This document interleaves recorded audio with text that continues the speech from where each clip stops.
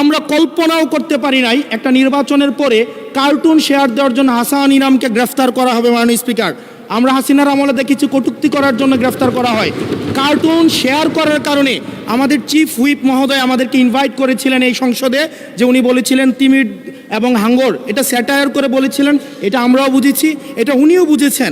কিন্তু মাননীয় স্পিকার, দুঃখজনক বিষয় হচ্ছে যে এই কার্টুনটি শেয়ার করার কারণে আমাদের মাননীয় চিফ হুইপ মহোদয়ের এক কর্মী মামলা করেছে 25 ধারায়। যে মামলা 25 ধারায় যদি সংক্ষেপে বলি, আপনি মাননীয় স্পিকার, মাননীয় সদস্য, এক মিনিট মাননীয় স্পিকার, আমরা এমনি সুযোগ পাই না, সুযোগ দেওয়া হয় ঠিক না। আছে, আমরা কবে ট্রেজারি ব্রাঞ্চে যাব, 45 মিনিট ধরে কথা বলবো, অবশ্যই বলবো, অবশ্যই ইনশাআল্লাহ। মাননীয় সদস্য, আপনি একটু শেষ করুন দয়া করে। জাস্ট এক মিনিট মাননীয় স্পিকার।